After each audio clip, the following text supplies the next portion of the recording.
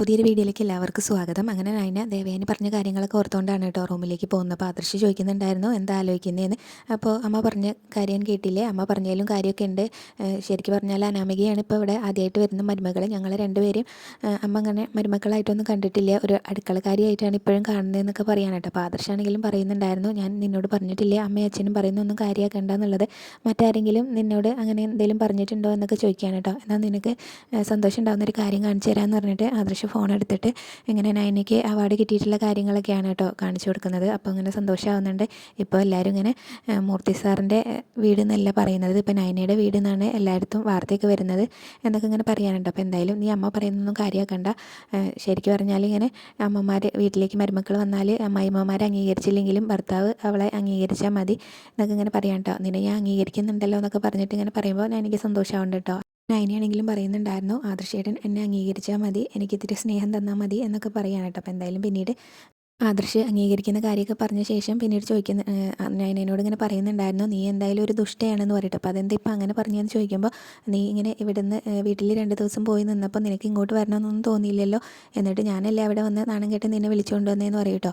അപ്പോൾ അത് മുത്തശ്ശിന് വേണ്ടിയാണെന്നല്ലേ പറഞ്ഞതെന്ന് നയന ചോദിക്കുമ്പോൾ, ഞാൻ അങ്ങനെ പറഞ്ഞെങ്കിലും എനിക്ക് നിന്നോട് സ്നേഹമൊക്കെ ഉണ്ടെന്ന് പറയാൻ കേട്ടോ. പിന്നീട് നിങ്ങളെന്തായാലും അങ്ങനെ മേക്കപ്പൊക്കെ ചെയ്ത് അങ്ങനെ പർച്ചേസിന് പോകാനായിട്ട് റെഡി ആവല്ലേ, അവിടെ ചെല്ല്, എന്തായി എന്നൊക്കെ നോക്കുമെന്ന് പറഞ്ഞിട്ട് നയനെ അവിടെ നിന്ന് പറഞ്ഞയക്കുകയാണ് കേട്ടോ. ഇന്നത്തെ പാചകം എന്തായാലും ഞങ്ങളുടെ വകയാണെന്നൊക്കെ പറയുമ്പോൾ നയന ചോദിക്കുന്നുണ്ടായിരുന്നു, അതിന് എന്തെങ്കിലും ഉണ്ടാക്കാൻ അറിയാമെന്നൊക്കെ ചോദിക്കുന്നുണ്ട് കേട്ടോ.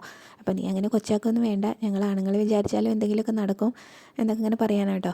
എന്നിട്ട് നയന അങ്ങ് പോകുന്നുണ്ട് അത് പറഞ്ഞിട്ട്. അപ്പോൾ ആദർശാണെങ്കിലും മനസ്സിലിങ്ങനെ ഓർക്കുന്നുണ്ട്, അമ്മ പറയുന്ന കാര്യങ്ങളെല്ലാം അവളെ ഇങ്ങനെ വല്ലാതെ വേദനിപ്പിക്കുന്നുണ്ട്. പാവം, എനിക്ക് നല്ലൊരു ഭർത്താവ് ആവാൻ കഴിഞ്ഞിട്ടില്ല, ഇനി എന്തായാലും അവൾക്ക് ഇടയ്ക്ക് ഇങ്ങനെ ഇതുപോലെ സന്തോഷം ഉണ്ടാകുന്ന കാര്യങ്ങളൊക്കെ ചെയ്തു കൊടുക്കണമെന്ന് ആദർശ് മനസ്സിൽ വിചാരിക്കുകയാണ് കേട്ടോ നയന അങ്ങ് പോകുന്ന സമയത്ത്. പിന്നെ നയന പോകുന്നതിൻ്റെ മുന്നേ തന്നെ ഇങ്ങനെ ആദർശ് പറഞ്ഞിട്ടുണ്ടായിരുന്നു, ഞാൻ ഷെൽഫിൽ കുറച്ചുകൂടി പൈസ വെച്ചിട്ടുണ്ട്, അത് നിനക്ക് വേണ്ടി വെച്ചതാണ്, നീ എന്താ അതിൽ നിന്ന് പൈസയൊന്നും എടുക്കാത്തതെന്ന് ചോദിക്കുന്നുണ്ടായിരുന്നു. അപ്പോൾ നയന പറയും, ആവശ്യം വരുമ്പോൾ എടുത്തോളാം എന്ന് പറയുന്നുണ്ടായിരുന്നു കേട്ടോ. പിന്നീട് എല്ലാവരെയും മേക്കപ്പ് ചെയ്യാനായിട്ട് മേക്കപ്പ് ആർട്ടിസ്റ്റുകളൊക്കെ വന്നിട്ടുണ്ട്. അപ്പോൾ ഒരുപാട് പേര് വന്നിട്ടുണ്ടാവും കേട്ടോ. അപ്പോൾ ഒരാൾ പോരായിരുന്നു, ഞങ്ങളൊക്കെ മേക്കപ്പ് ചെയ്യാനെന്ന് മുത്തശ്ശി ചോദിക്കുന്നുണ്ടായിരുന്നു. ഇങ്ങനെ എല്ലാവരും വന്ന് കണ്ടിട്ടാണ് അങ്ങനെ ചോദിക്കുന്നത്. അപ്പോൾ ആ സമയത്താണെങ്കിലും ഇങ്ങനെ ഓരോ കാര്യങ്ങൾ അനാമികയാണെങ്കിലും ഇരുന്നിട്ടുണ്ടാവില്ല. അപ്പോൾ ദയവേനി ചോദിക്കുന്നുണ്ടായിരുന്നു, അനാമിക മോളെന്താ ഇരിക്കാത്തതെന്ന് ചോദിക്കട്ടോ. അപ്പോൾ ഞാൻ ഇരിക്കാം, പക്ഷേ നിങ്ങളുടെ കൂടെ പർച്ചേസിനൊന്നും വരുന്നില്ല എന്ന് പറയാൻ കേട്ടോ. അപ്പോൾ മോളുടെ അച്ഛനും അമ്മയും മോളെയും കൊണ്ട് സ്വർണ്ണം എടുക്കാൻ പോകാൻ നിന്നതല്ലേ, പിന്നെന്താ മോൾ വരാത്തതെന്ന് ചോദിക്കുമ്പോൾ അതിൻ്റെ ആവശ്യമില്ല, എന്തായാലും ഡിസൈനിങ് അറിയുന്ന ഒരു ഏട്ടത്തി ഇവിടെ ഉണ്ടല്ലോ, അപ്പോൾ എന്തായാലും എനിക്കത് ഇഷ്ടപ്പെടുന്നു പറയാൻ കേട്ടോ. അപ്പോൾ ദേവയാനി കളിയാക്കി കൊണ്ട് പറയുന്നുണ്ടായിരുന്നു, അങ്ങനെ പറയണ്ട, ഡിസൈനിങ് അറിയാവുന്ന ഒരു ജോലിക്കാരി ഇവിടെ ഉണ്ടെന്ന് പറയുന്നതായിരിക്കും നല്ലതെന്ന് പറയും. അപ്പോൾ ആ സമയത്ത് ജലജ പറയുന്നുണ്ടായിരുന്നു, അത് കറക്റ്റാണെന്ന് കേട്ടോ. അപ്പം ഇവളടക്കം 3 ജോലിക്കാരികൾ ഇവിടെ ഉണ്ടെന്ന് പറയട്ടെ. അപ്പോൾ നവിക്കാണെങ്കിൽ അത് ഇഷ്ടമാവുന്നില്ല. അപ്പോൾ നവി ഇങ്ങനെ മനസ്സിൽ ഓർക്കുന്നുണ്ട്, ഇവരിപ്പോൾ എന്നെ കൊണ്ട് എന്തെങ്കിലുമൊക്കെ പറയിക്കുന്നു കേട്ടോ.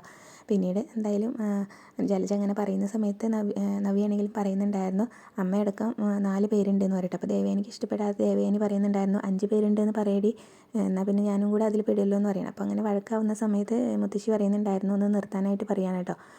ഇങ്ങനെ ഓരോന്ന് കാര്യങ്ങൾ സംസാരിക്കേണ്ട എന്നുള്ള രീതിയിൽ അങ്ങ് പറയുന്നുണ്ടായിരുന്നു. നിങ്ങളെന്തിനാണ് വെറുതെ ഇങ്ങനെ വഴക്ക് കൂടുന്നത്, നിങ്ങൾ നിങ്ങളുടെ ജോലി ചെയ്യുക കൊച്ചുങ്ങളെ എന്നൊക്കെ പറഞ്ഞിട്ട് മേക്കപ്പ് ആർട്ടിസ്റ്റിനോടും പറയുകയും ചെയ്യുന്നുണ്ടായിരുന്നു. പിന്നെ മുത്തശ്ശിയാണെങ്കിലും ആദ്യമായിട്ട് ഇങ്ങനെ മേക്കപ്പ് ഒക്കെ ഇടുന്നതുകൊണ്ട് തന്നെ അതിൻ്റെ ഒരു ബുദ്ധിമുട്ടുണ്ടെന്ന് പറയാൻ കേട്ടോ. എനിക്കിത് ആദ്യമായിട്ടാണ്, എൻ്റെ മുഖമൊക്കെ നീറുന്ന പോലെ തോന്നുന്നുണ്ട് എന്നൊക്കെ പറയുമ്പോൾ ദേവയാനി പറയും, ആദ്യം കുറച്ച് നീറലൊക്കെ ഉണ്ടാവും, പിന്നീടാണ് ഇങ്ങനെ വെളുക്കാൻ പോകുന്നത് എന്നൊക്കെ പറയാൻ കേട്ടോ. പിന്നീട് കനകയാണെങ്കിലും പറയുന്നുണ്ടായിരുന്നു, എനിക്കും എന്തോ പോലെ തോന്നുന്നുണ്ട്, എന്തായാലും നിങ്ങളുടെ കൂടെ പർച്ചേസിനൊന്നും ഞാൻ വരുന്നില്ല, പോകുമ്പോൾ എനിക്ക് വീട്ടിലൊന്ന് കയറേണ്ട ആവശ്യമുണ്ട്, അവിടെ ഇറക്കിയാൽ മതി എന്ന് പറയുമ്പോൾ ജലജ പറയും, പിന്നെ വീട്ടിൽ കയറിയിട്ട് ഇങ്ങോട്ട് വരേണ്ട ആവശ്യമില്ല, കല്യാണത്തിൻ്റെ അന്ന് മാത്രം വന്നാൽ മതി എന്നൊക്കെ പറയുമ്പോൾ എനിക്കത് ഇഷ്ടമാവുന്നില്ല. അപ്പോൾ നയന പറയുന്നുണ്ടായിരുന്നു, എൻ്റെ അമ്മയോട് ഇങ്ങനെ ഇവിടുത്തെ മുത്തശ്ശനും മുത്തശ്ശിയാണ് ഇവിടെ നിൽക്കാൻ പറഞ്ഞിട്ടുള്ളത്, എന്തായാലും അത് അവർ പറയാതെ എന്തായാലും ഇനി അമ്മ വീട്ടിൽ പോയി സ്ഥിരമായിട്ട് നിൽക്കില്ല എന്ന് പറയാൻ കേട്ടോ. അപ്പോൾ ദേവേനി പറയുന്നുണ്ടായിരുന്നു, അവളിങ്ങനെ അധികാരം പറയാനായിട്ട് തുടങ്ങിയെന്ന് പറയാണ്. അപ്പോൾ എന്തായാലും ഞാൻ അധികാരം പറഞ്ഞതല്ല, ഇങ്ങനെ ഇവിടുത്തെ കാര്യങ്ങളെല്ലാം മുത്തശ്ശനും മുത്തശ്ശിയാണല്ലോ തീരുമാനിക്കുന്നത്, അത് ഇപ്പോഴും അങ്ങനെ തന്നെയല്ലേ, അതുകൊണ്ടാണ് പറഞ്ഞതെന്ന് പറയും കേട്ടോ.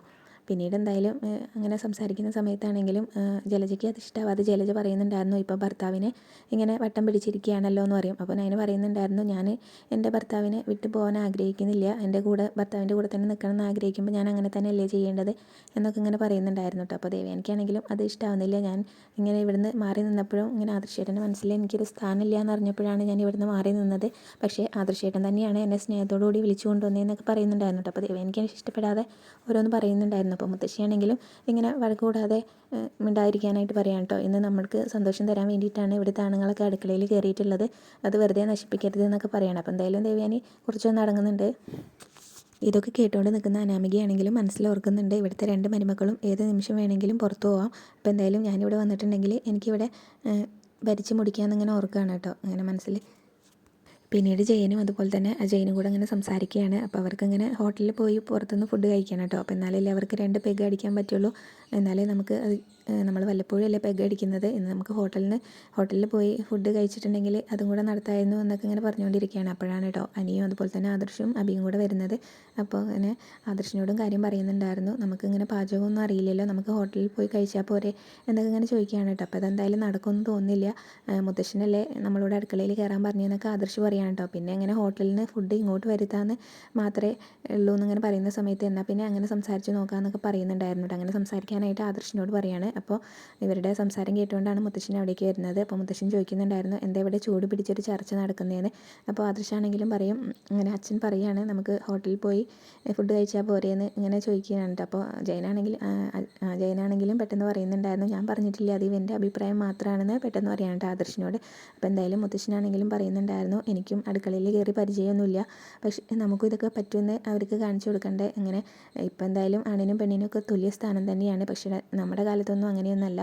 ഇപ്പം എന്തായാലും അങ്ങനെ തന്നെയാണ്, എല്ലാ ജോലിയും എല്ലാവരും ചെയ്യണം. ഇന്ന് നമുക്ക് അടുക്കള ജോലി മാത്രമേ ഉള്ളൂ, വീട്ടിലെ ജോലിയും കൂടെ ഇനി ചെയ്യണം.